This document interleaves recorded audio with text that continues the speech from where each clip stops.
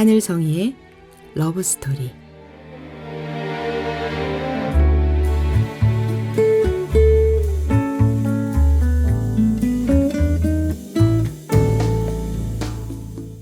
안녕하세요. 말씀과 찬양으로 사랑을 이야기하는 시간, 하늘성이의 러브스토리입니다.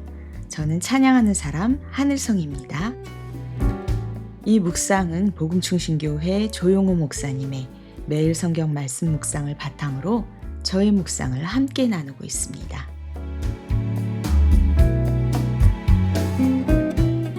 우리는 종종 이렇게 생각합니다. 누가 더 복받은 사람일까? 더 잘된 사람? 더 많이 가진 사람? 아니면 더 안정된 사람? 눈에 보이는 결과로 복을 판단하려고 합니다. 그래서 비교가 시작됩니다. 나는 이 정도인데 저 사람은 저 정도구나. 그리고 어느 순간 조용히 마음속에 하나의 감정이 자라납니다. 우월감 혹은 열등감. 그런데 성경은 조용히 다른 이야기를 들려줍니다. 하나님은 야곱도 복 주시고 에서도 복 주신다는 사실입니다. 전혀 다른 길을 걷는 두 사람이지만 동일하게 돌보심을 받는 인생. 오늘 말씀은 다소 낯설지만 그 깊은 은혜를 우리에게 보여줍니다.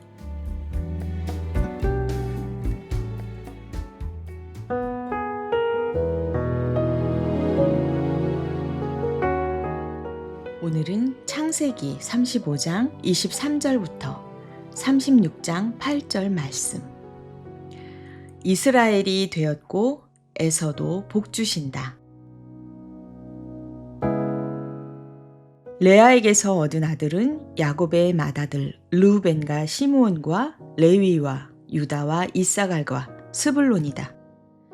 라헬에게서 얻은 아들은 요셉과 베냐민이다. 라헬의 몸종 빌하에게서 얻은 아들은 단과 납달리이다. 레아의 몸종 실바에게서 얻은 아들은 갓과 아셀이다. 이들은 모두 야곱이 밧단 아람에서 얻은 아들들이다. 야곱이 기럇 아르바 근처 마므레로 가서 자기 아버지 이삭에게 이르렀다. 기럇 아르바는 아브라함과 이삭이 살던 헤브론이다. 이삭의 나이는 180살이었다. 이삭은 늙고 나이가 들어서 목숨이 다하자 죽어서 조상들 곁으로 갔다. 아들 에서와 야곱이 그를 안장하였다. 에서 곧 에돔의 족보는 다음과 같다. 에서는 가나안 여인 3사람을 아내로 맞아들였다. 아다는 헷사람 엘론의 딸이다.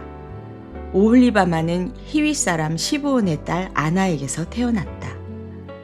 바스맛은 이스마엘의 딸이며 느바요의 누이이다. 아다는 엘리바스를 낳고 바스맛은 르우엘을 낳고 오홀리바마는 여우스와 얄람과 고라를 낳았다. 이들은 에서의 아들인데 에서가 가나안 땅에서 얻은 아들들이다. 에서는 아내들과 아들들과 딸들과 자기 집의 모든 사람과 집짐승과 또 다른 모든 짐승과 가나안 땅에서 얻은 모든 재산을 이끌고 아우 야곱과는 좀 떨어진 다른 곳으로 갔다. 두 사람은 재산이 너무 많아서 함께 살 수가 없었다. 그들은 특히 집짐승이 많아서 거기에서 그대로 살 수 없었다.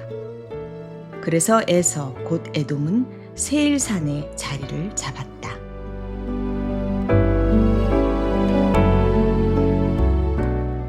말씀은 야곱의 12아들로 시작합니다. 언약의 가정, 하나님이 택하신 가문. 하지만 그 속을 들여다보면 완벽과는 거리가 멉니다. 갈등과 상처와 뒤틀린 관계들을 보다 보면 어쩌면 우리가 살아가는 현실과 너무나 닮아 있습니다. 그런데 하나님은 이 가정을 포기하지 않으십니다. 오히려 이 가정을 통해 하나님의 역사를 이어가십니다. 그리고 이어지는 장면은 조금 인상적입니다. 이삭의 죽음. 이때 에서와 야곱이 함께 아버지인 이삭을 장사합니다. 한때는 죽이고 싶을 만큼 원수였던 두 사람이었지만 그들은 같은 자리에 서 있습니다. 이 장면에서는 말이 많지 않지만 하나님의 손길이 깊이 스며들어 있습니다. 그리고 성경은 에서의 이야기를 이어갑니다. 그의 가정, 그의 자손, 그의 번성. 여기서 우리는 한 가지 중요한 사실을 보게 됩니다. 하나님은 언약 안의 사람뿐 아니라 언약 밖의 사람도 돌보신다는 점입니다. 에서는 언약의 계보는 아니지만 하나님은 그를 외면하지 않으십니다. 그의 삶과 가정, 그리고 그의 번성도 하나님의 손 안에 있습니다.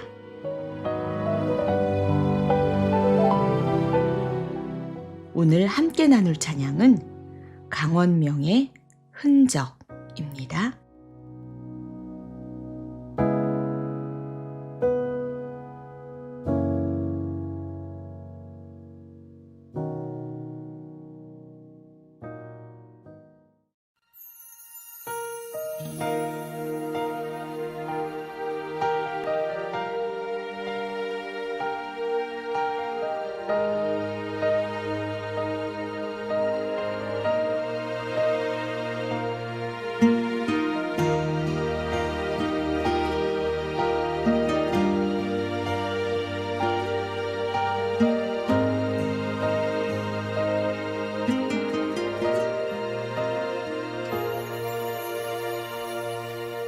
너무 멀리 와버린 것인지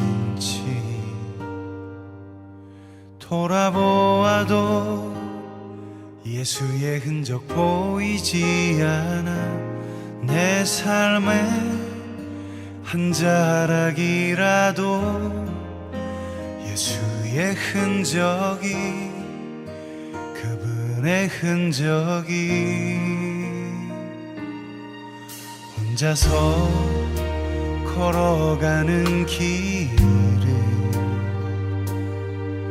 너무 외로워 포기해버리고 싶지만 그때마다 날 일으키시는 주님의 손길이, 예수의 손길이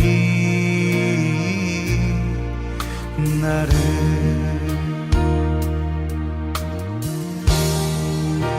포기하려 해도 나를 포기하지 않으시는 내 주님의 사랑 때문에 나보다 더 나를 사랑하시는 내 주님의 그 사랑이 날 일으키네.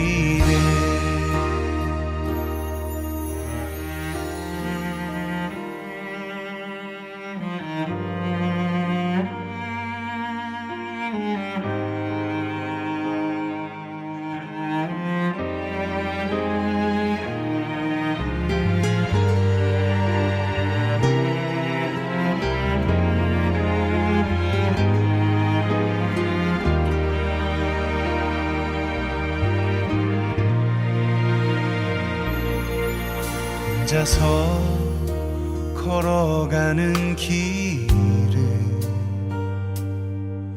너무 외로워 포기해버리고 싶지만 그때마다 날 일으키시는 주님의 손길이, 예수의 손길이 나를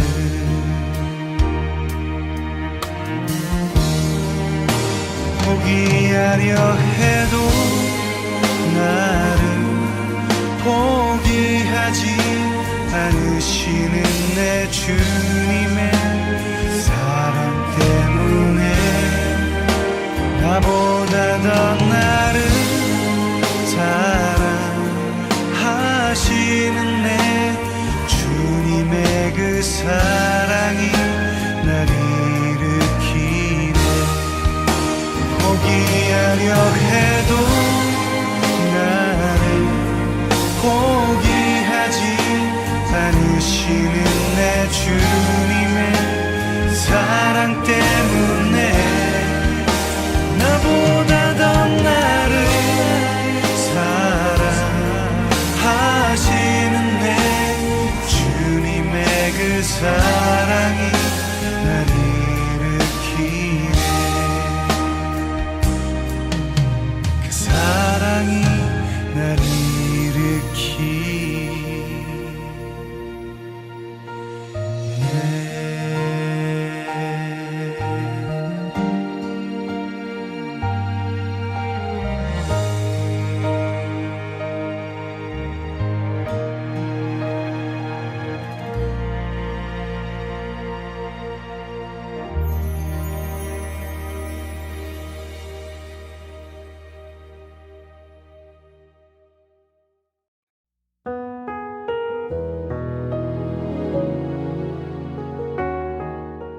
이 찬양은 우리 마음 깊은 곳을 건드리는 것 같습니다. 내 삶에 예수의 흔적이 있는가? 믿음으로 산다고 말하지만 돌아보면 뚜렷한 흔적이 보이지 않을 때가 있습니다. 오히려 넘어짐의 흔적, 후회의 흔적만 선명할 때도 있습니다. 그럴 때 우리는 스스로를 판단합니다. 나는 부족하고 제대로 살지 못했구나. 하지만 이 찬양은 다른 고백으로 우리를 이끌어줍니다. 포기하려 해도 나를 포기하지 않으시는 주님의 사랑 때문에 우리의 흔적보다 더 분명한 것이 있습니다. 바로 주님의 손길입니다. 우리는 은혜를 받았다고 하면서도 어느 순간 비교하며 살아갑니다. 나는 이스라엘, 저 사람은 에서. 나는 선택받은 사람, 저 사람은 그렇지 않은 사람. 하지만 하나님은 그렇게 나누지 않으십니다. 야곱을 사랑하시듯 에서도 돌보십니다. 언약 안의 은혜와 일반 은총의 은혜가 모두 하나님의 사랑에서 흘러나옵니다. 그래서 우리의 우월감은 설 자리가 없습니다. 은혜를 아는 사람은 비교하지 않고 사랑합니다. 야곱이 에서 앞에 엎드렸던 것처럼 우리도 사람들 앞에서 겸손해질 수 있는 것입니다. 그리고 또 하나, 우리 자신을 향해서도 동일한 은혜가 필요합니다. 우리는 여전히 야곱처럼 흔들리지만 하나님은 끊이지 않는 그 사랑으로 우리를 여전히 이스라엘이라 부르십니다.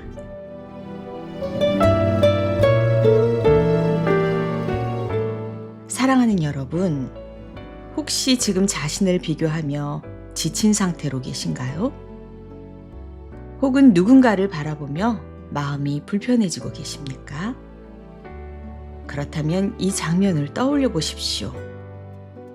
에서는 번성하고 야곱은 여전히 연약하지만 하나님은 두 사람 모두를 붙들고 계시면서 우리에게 이렇게 말씀하십니다. 너는 내 사랑 안에 있다. 오늘도 비교 대신 은혜를 선택하고 판단 대신 사랑을 선택하면서 포기하려 해도 나를 포기하지 않으시는 주님의 흔적을 따라 한 걸음 한 걸음 걸어가는 저와 여러분이 되기를 기도합니다.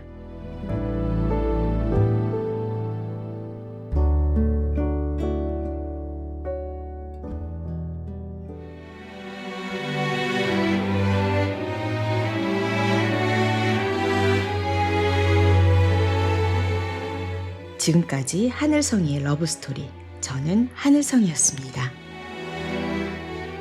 다음 시간에 또 뵐게요. 여러분 모두 평안하세요.